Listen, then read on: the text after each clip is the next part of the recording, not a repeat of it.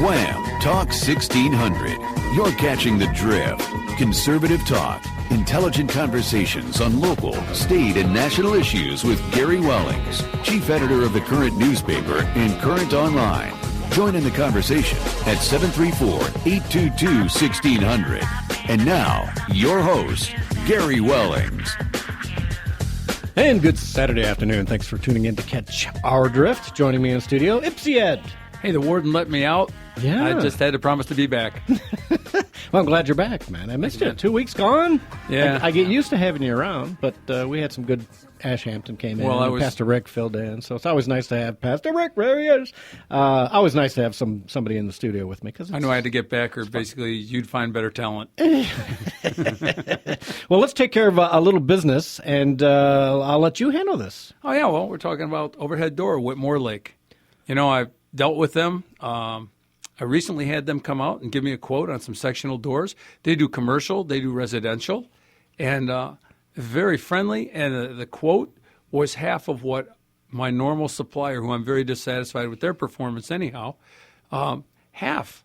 I mean, really, really good service. Yeah, and you can reach them at 734-449-0400, or you can go online, OHDWhitmoreLake.com, Overhead Door in Whitmore Lake. That's all you got to do. Google them up, Overhead Door. And I want to say something and to people. And they do the overall area. I mean, they don't they're just not limited to Whitmore Lake. Yeah, they're Ann Arbor, Novi, Detroit, whatever. They're all over the place. But I will tell this. When our power went out, right, and most people don't think about this, my garage door, I went to do the manual open, and it wouldn't. And then I jiggered it and got it fixed, and then the rope broke. I'm like, you know, it's just one of those things. So call Overhead Door, because, you know, you can replace that old nasty drive, because most of us live with them when they're 20 years old, and they're breaking, and mine's broke down a couple times, and I've managed to kind of parcel it back together, but I'm due, and I'm going to have to eventually change that out. But you know what? Call up Overhead Door, say, hey, why don't you give me a quote for a new chain or a new drive or whatever. You don't have to replace the whole door. You can just do the opener part, you know, which is important.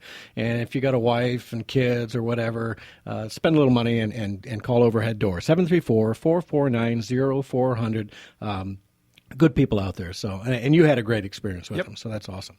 Okay, so we're going to jump right into business. What we do every Saturday on The Drift is go over the news that I put on thedailydrift.com, and if you're not going there, you should be. It's www.thedailydrift.com. I work hard to put that information up there, people. Go to it, www.thedailydrift.com, and let me know that you're looking at it. You can email me, Gary, at thedailydrift.com. Gary will take it personally if you do not take advantage of his efforts. Yes, please. It's the news you need to know, so make sure you're going there. We're going to talk about this fake Russian collusion crap that the Democrats keep pushing and the media keeps pushing. It's garbage, folks. That's all I'm going to tell you.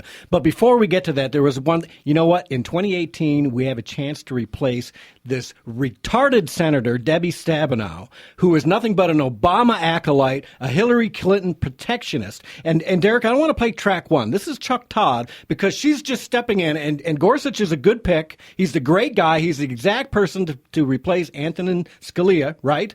And this piece of human garbage, Debbie Stabenow, is saying, I'm not going to vote for him. Really, Debbie? Well, we're not going to vote for you either. How's that? You compare Gorsuch to Kagan or Sotomayor. I mean, come on. Every time I think about Debbie Stabenow, I want to scream, and you can tell I'm on fire today because I'm just mad as heck. Derek, you got that track ready? Let's listen to Chuck Toddler, who's interviewing her. This is somebody out of the mainstream. We should have a nominee that can get a bipartisan 60-vote threshold. That's really what we said when we were in the majority. We didn't change the rules on the Supreme Court because we felt it should be 60 votes, Senator, mainstream majority. There is nothing written anywhere that says a Supreme Court justice has to be confirmed on a bipartisan vote. That's true. I think that if you ask the American people, they would say that, though, that in terms of what's good for people. I know in Michigan, if I ask people, what would you like to see, an extreme judge on one end or the other, or somebody that can be mainstream and get bipartisan votes, they want somebody in the mainstream. Well, as you know, one person's mainstream candidate is another person's extreme candidate for what it's worth these days, the way. But I want to go back to, okay, you have made a case to me why you're not voting for him. I get that. Why not go to the Senate floor, have this debate, maybe fund a campaign to try to convince 3 or 4 Republicans to join you in this. But why not give them an up or down vote? Because in my perspective, this is to say no, go back to the drawing board. All right, because she's a political partisan hack. That's what Debbie Stabenow is, an Obama acolyte. All she cares about is no, no, no. If you want to talk about bipartisan, then fine. Let some Democrats come over the line and make it bipartisan, just like Republicans did for Kagan and for Sotomayor. Yeah. You know, I mean, we let Obama have his picks. What is their problem? Yeah. If you want a bipartisan, then stop being party hacks and do the right thing for the American people. Yeah. And I want to say this to all you Republican and conservative farmers across the state of Michigan: stop voting for Debbie Stabenow. This is what you're getting, a political partisan hack. This woman does not deserve to be representing us. And Debbie, let me tell you, you liar, the people of Michigan voted for Donald Trump, knowing full well that he was going to pick somebody, and he picked Gorsuch. The people of Michigan want Gorsuch. We don't want some liberal weenie on the court. Better yet, don't just not vote for Stabenow. Do not. I mean, actively work against her. Let your neighbors know about her. Talk it up. Don't just be silent about it. We've got to get somebody else in there. Yeah, well, you know, and I'm going to go do this again, crowdpack.com, look up Kid Rock. Somebody out there knows Kid Rock or knows his agent or knows.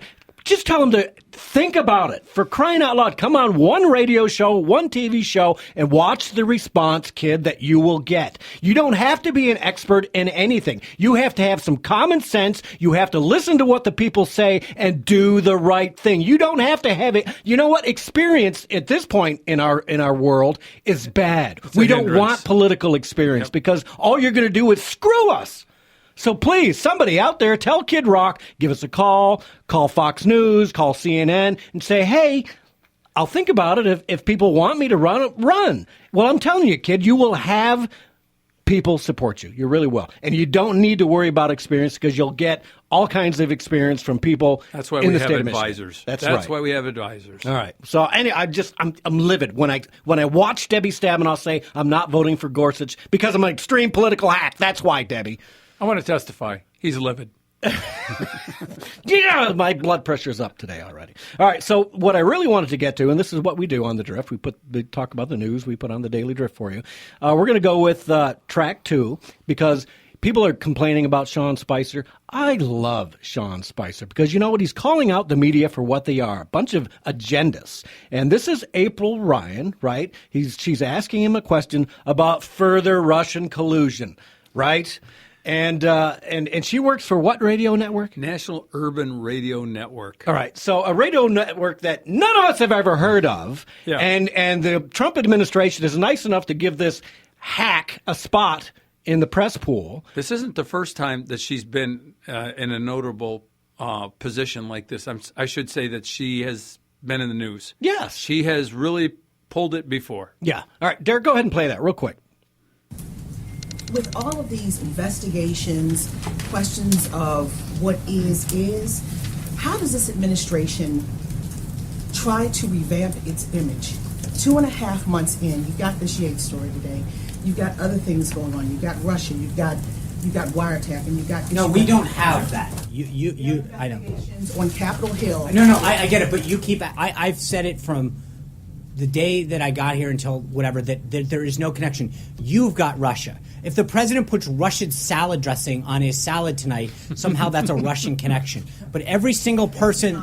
No, that's. I appreciate your agenda here, but the reality is, no, hold on. Agenda's no, right. At some point, report the facts. The facts are that every single person who has been briefed on this subject has come away with the same conclusion: Republican, Democrat. So I'm sorry that disgusts you.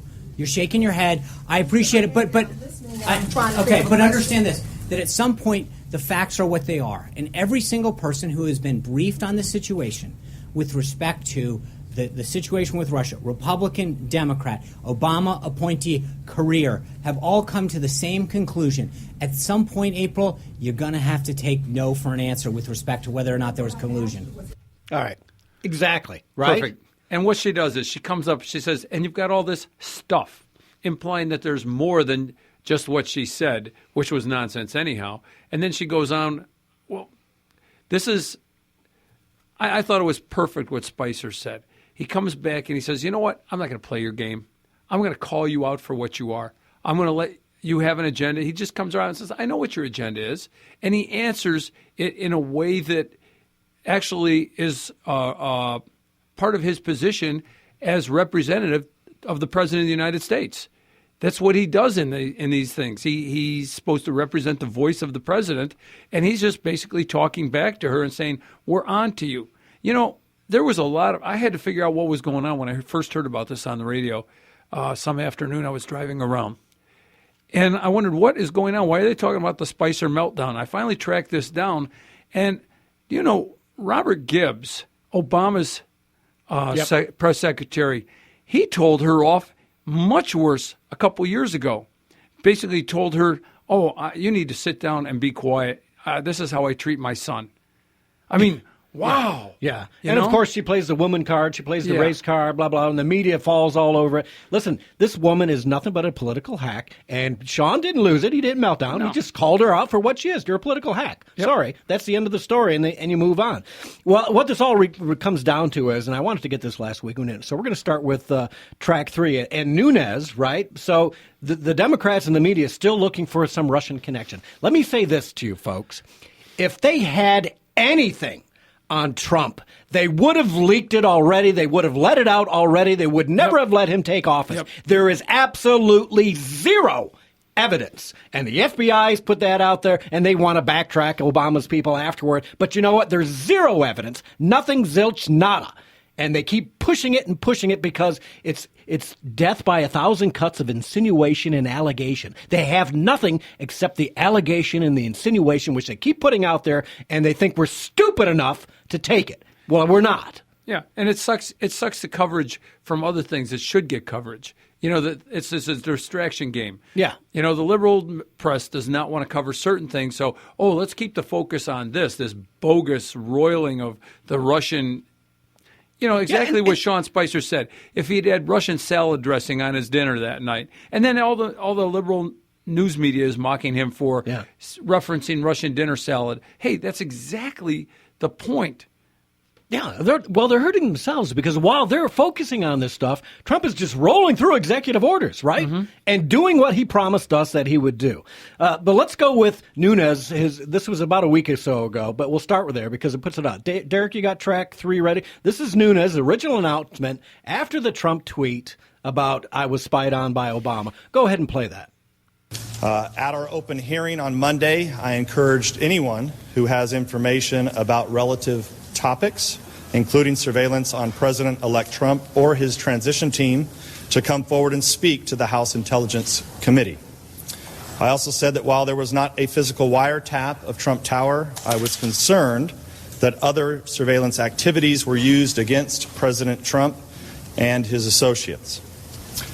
So first, I recently confirmed that on numerous occasions, the intelligence community incidentally collected information about U.S. citizens involved in the Trump transition.